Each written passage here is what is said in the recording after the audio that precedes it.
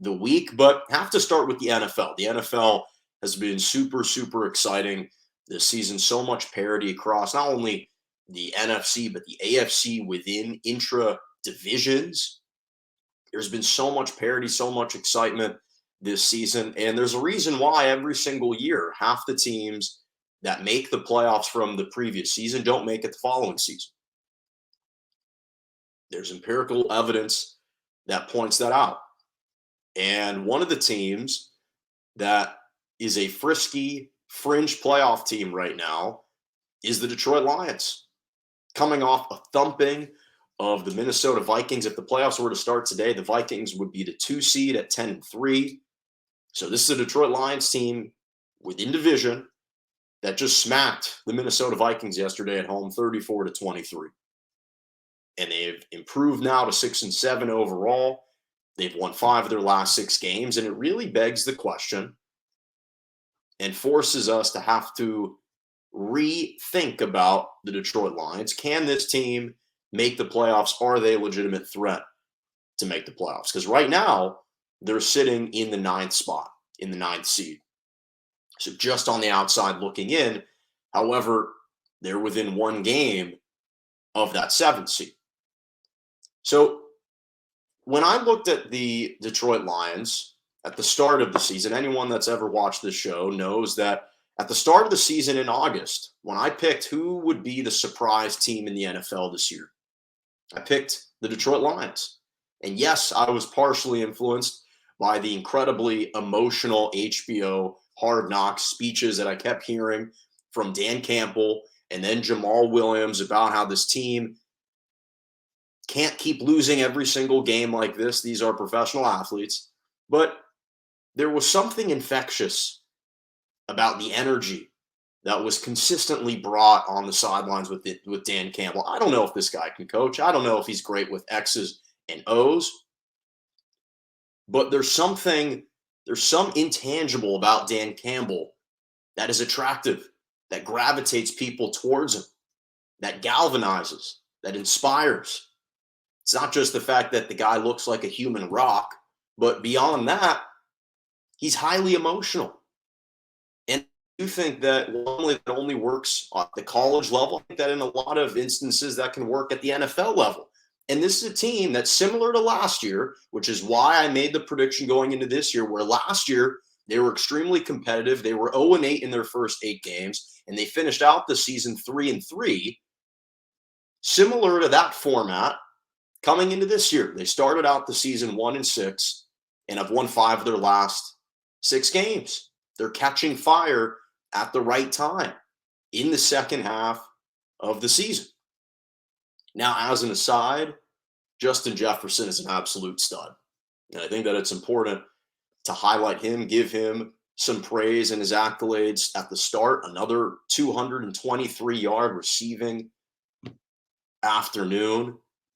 The guy is absolutely sensational. I think has cemented himself as arguably a top 5, if not top 3 wide receiver, along with Devontae, Cooper Kupp, Tyreek Hill, Jamar Chase, Jefferson. You have Stephon Diggs. Those are kind of the 6. But I think for an individual season, you can argue Justin Jefferson has been top 3, if not. I think his stats bear him being the number 1 wide receiver in the league. So as an aside, he's been sensational. But as I said before, I was all in on this Detroit Lions team. Again, of their losses last year. Let's go back all the way to last year. 3 of them were within 3 points. Again, they had to lose to the foot of Justin Tucker on that historical 66-yard field goal. Last year, they lost to the Minnesota Vikings by way of a game-winning field goal.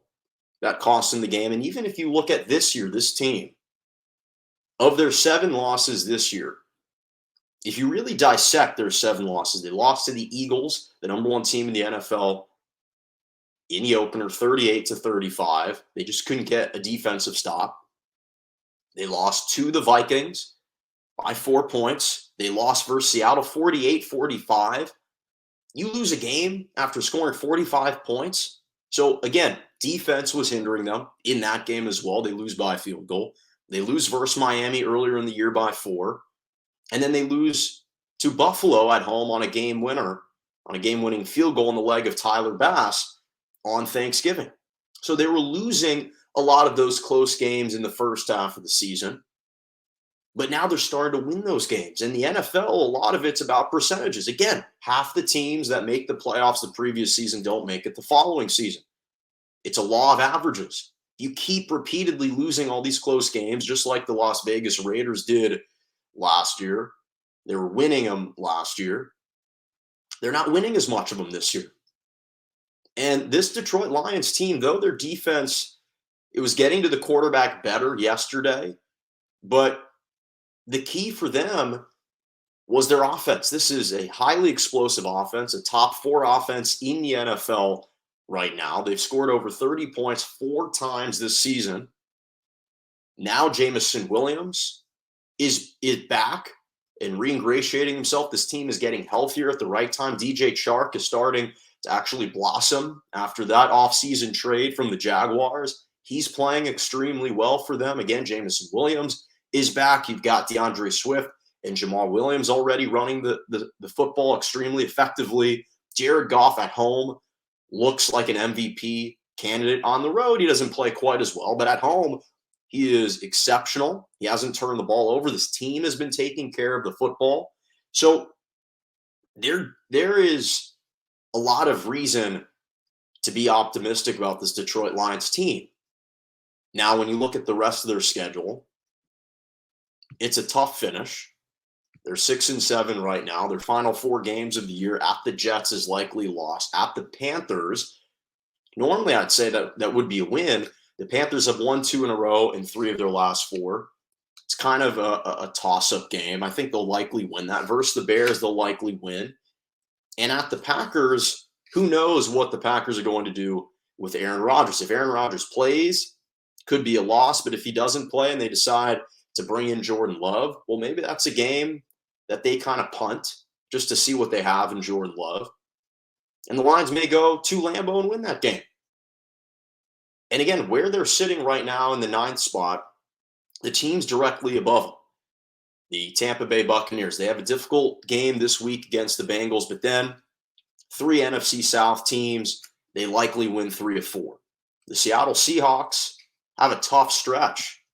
They're not quite as dominant as they were in the first half of the year. They still have to play at the Jets versus the Kansas City Chiefs, versus the 49ers, the Rams. They probably are going to lose 3 of those 4 games. The Commanders, they've got a difficult stretch, and the Giants are teetering.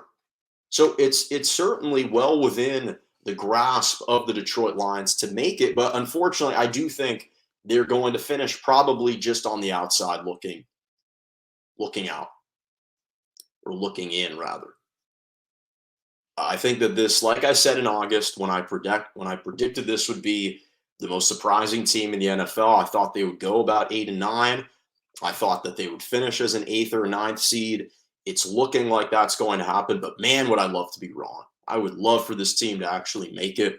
I would love for this team to reach the postseason, because I'll tell you what, they'd be a frisky team. They'd be a dangerous team in the postseason with this offense, with this innocence, this kind of naivete about this group that doesn't know any better and would just play extremely freely. They'd be a dangerous team to play, man. They would be a dangerous team to play. And credit to that group for putting themselves in this position. Again, I think they just miss out on the postseason, but what a turnaround the second half of the year. Again, just like last year, they turned it around the second half of the year. They went 0-8 in their first 8 games last year. Then they finished at 3-3. They lose their first 6 of 7 this year. They've won 5 of their last 6. And all of a sudden, again, it's an interesting start to the year.